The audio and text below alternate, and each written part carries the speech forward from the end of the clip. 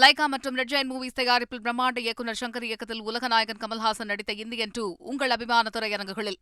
தபால் வாக்குகள் எண்ணப்படுகிறது. முதல் அரை மணி நேரத்தில் நமக்கு வந்து தபால் வாக்குகளுடைய முடிவுகள் தெரிய வரும். 8:30 மணிக்கு மேலே தான் இவிஎம் உடைய இதை வந்து ஸ்டார்ட் பண்ணுவாங்க, கவுண்டிங்கை ஸ்டார்ட் பண்ணுவாங்க. அந்த நேரத்துக்கு பிறகு நமக்கு ஒரு 9:30 மணி 10 மணி வாக்குலேயே கிட்டத்தட்ட ஒரு ட்ரெண்ட் அப்படிங்கிறது தெரிந்துவிடும். எவ்வளவு நெருக்கமான போட்டி இருக்குது, எவ்வளோ வைடான போட்டி இருக்குது, இல்லை மும்முனை போட்டியா இருமுனை போட்டியா, திரு மதிவானன் சொல்கிறது போல் ஒரே முனை போட்டியா அப்படிங்கிறதுலாம் நமக்கு வந்து தெரிய போகுது.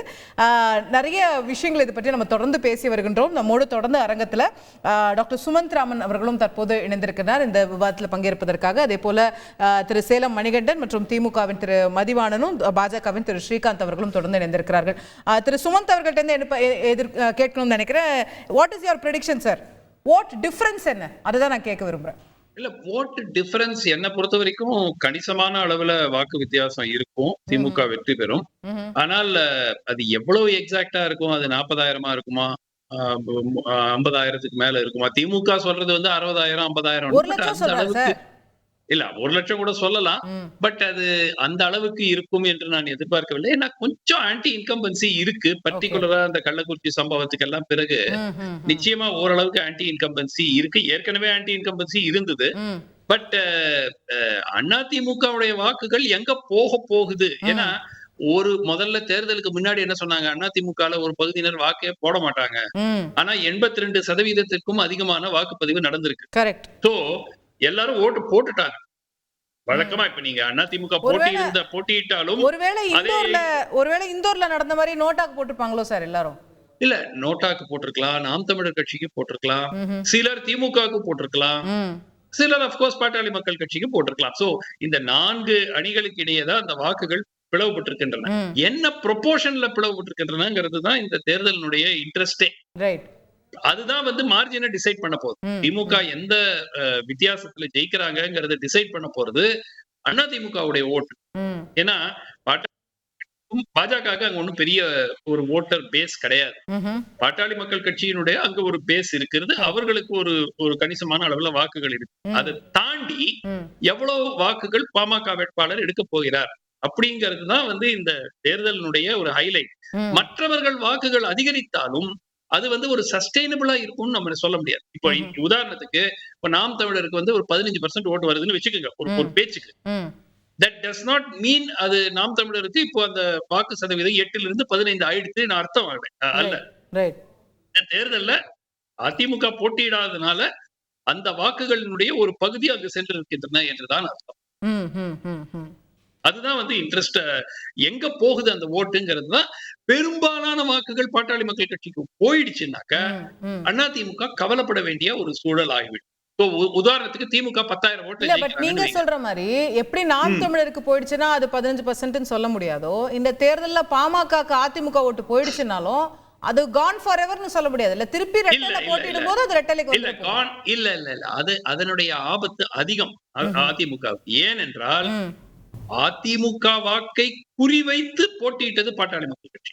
பாட்டாளி மக்கள் கட்சினா தேசிய ஜனநாயக கூட்டணின்னு எடுத்துக்கங்க. ஜெயலலிதா படம் எல்லாம் போட்டு, ஜெயலலிதா அவர்களுடைய படத்தை போட்டு வாக்குகளை கேட்டுட்டு போனாங்க. இரண்டாவது, வெளிப்படையாகவே அதிமுகவை பலவீனப்படுத்தி வளர வேண்டும் என்பதுதான் பாஜகவினுடைய நோக்கம்.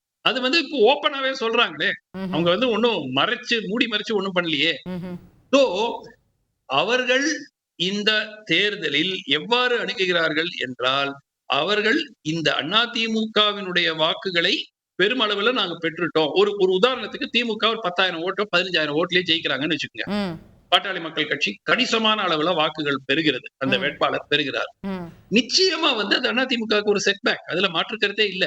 ஆனால் நாம் தமிழருக்கு ஒரு 17% 15% வருது, நோட்டாக்கு ஒரு 4% 5% வருது. Simple example. அண்ட் பாட்டாளி மக்கள் கட்சி வேட்பாளர் ஒரு 60,000 வாக்குகள் வித்தியாசத்துல தோல்வி அடைகிறார் என்றால் அதிமுகவுக்கு அது ஒரு சேவிங் கிரேஸா இருக்கும். ஓகே. ஸோ இந்த வாக்கு வித்தியாசம் என்ன செய்தியை சொல்ல போகிறது, யார் எங்கே முன்ன பின்ன அப்படிங்கிறது தான் பெரிய கேள்வியாக இருக்கிறது. அது வந்து அதிமுகவுக்கும் செய்தியை சொல்லும், பாமகவுக்கும் செய்தியை சொல்லும், ஏன் திமுகவுக்குமே கூட செய்தியை சொல்லும். அந்த வாக்கு வித்தியாசம் யாருக்கு எப்படி போக போகிறது அப்படிங்கிறது. டாக்டர் சுமத், நான் திரும்ப உங்கள்கிட்ட தொடர்ந்து பேசுவோம். நான் திரு ஸ்ரீகாந்த் அவர்கள்ட்ட தான் அதை கொண்டு போகணும்னு நினைக்கிறேன். அதிமுக ஓட்டை டார்கெட் பண்ணி ஜெயலலிதா அவர்கள் படம் எல்லாம் போட்டு இந்த ஓட்டு எங்களுக்கு வரப்போகுதுன்னு சொல்லி தான் இந்த தேர்தலை சந்திச்சிருக்கீங்க. Then if you don't get it, வரல, அது திமுகவுக்கு போகுது, இல்லை அவங்க தான் பெரிய மார்ஜினில் ஜெயிக்கிறாங்கன்னா பெரிய சிக்கலாயிடும்.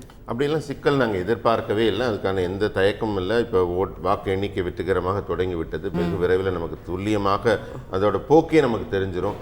மணிகண்டன் அவர்களும் பேசினாங்க, மதிவாணன் அவர்களும் பேசினாங்க. அதனால எல்லாருக்கும் பெரிய ஆச்சரியமா இருக்கு. ஏன்னா முதலீடு செஞ்சவங்களும் பதட்டம் இருக்கும், நோட்டுக்கா நோட்டாவுக்கா அப்படிங்கிறதுலாம் பதட்டம் இருக்க வேண்டியதுதான்.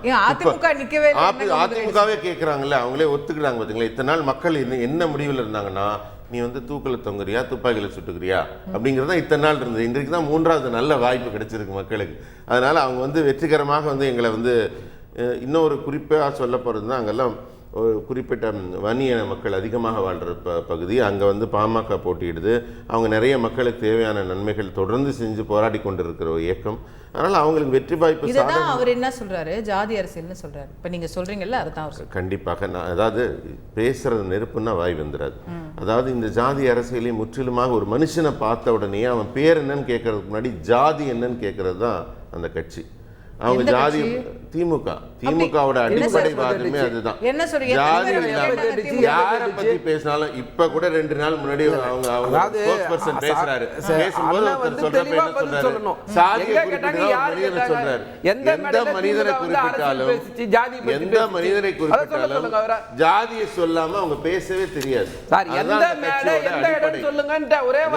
நீங்க ஜாதி இல்லாம சீட்டு கொடுக்குறீங்களா, ஜாதி இல்லாம சீட்டு கொடுக்குறீங்களா பார்க்காம, யார் எந்த இதுன்னு கொடுக்குறீங்களா? இப்ப கூட ஒரு ஸ்போர்ட்ஸ் பர்சன் வச்சிருக்கீங்கல்ல, பாமக என்ன சொன்னாரு சார் வந்து அந்த பகுதியை பத்தி பேசுறாரு. நான் சொல்ல வந்த கருத்து என்னன்னா, நான் சொல்ல வர கருத்து சொல்லிடுறேன். இடஒதுக்கீடு கொடுக்கப்பட்டிருக்கு. நீங்க விழுப்புரம் விக்கிரவாண்டியில எல்லாம் எந்த கேண்டிடேட் போடுறீங்கன்னு கேக்குறாங்க. இப்போ நீங்க என்ன ஆயுதத்தை எடுக்கிறீங்களோ அதே தான் நாங்களும் எடுக்க முடியும். நீ ஒரு நிமிஷம் நான் சொல்லி முடிச்சிடறேன். இத்தனை நாள் நீங்க வந்து அப்புறம் 50 வருஷமா உள்ள இருக்கணும்னு ஒத்துக்கிறீங்க. ஒரு நிமிஷம், இடஒதுக்கீடு வண்டியருக்கு இடஒதுக்கீடு கொடுத்தது யாரு? தலைவர் கலைஞர் தானே கொடுத்தாரு. அதிமுகவா கொடுத்தது? எத்தனை பேரை சுட்டு சாவடிச்சாரு எம்ஜிஆர்? 21 பேர் சாவடிச்சாருல்ல, அது எம்ஜிஆர் என்ன கணக்குல சேர்க்கறது சொல்லுங்க. அந்த விக்கிரவாண்டி பகுதியில் 10 பேர் இறந்திருக்காங்க. அவங்களுக்கு மணிமண்டபம் கட்டது யாரு? அவங்களுக்கு ஓய்வூதியம் கொடுத்தது யாரு? அதை பத்தி பேசுங்க. திமுக தானே கொடுத்தது, தலைவர் கலைஞர் தானே கொடுத்தாரு. அதை பத்தி நீங்க பேச தயாரா இல்ல. அவசரமா 2 மணி நேரத்துக்கு முன்னாடி 10.5% இடஒதுக்கீடு கொடுத்துட்டு உச்சநீதிமன்றத்தில் போயிட்டு திரும்பி வந்தது இல்ல, செல்லாதுன்னு சொன்னாங்கல்ல, அது யார் பொறுப்பேற்றுக்கிறது?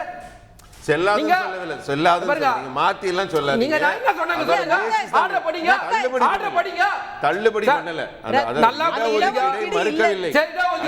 ஆதாரங்கள் தானே கேட்டிருக்காங்க. இப்ப இருக்க அரசு தானே ஆதாரம் இல்லாம தவறா கொடுத்துட்டீங்க நீங்கன்றத அவங்களோட பாயிண்ட் ஆஃப் வியூ. கோர்ட் என்ன சொல்லுச்சு? இவ்வளவுதான் விஷயம்.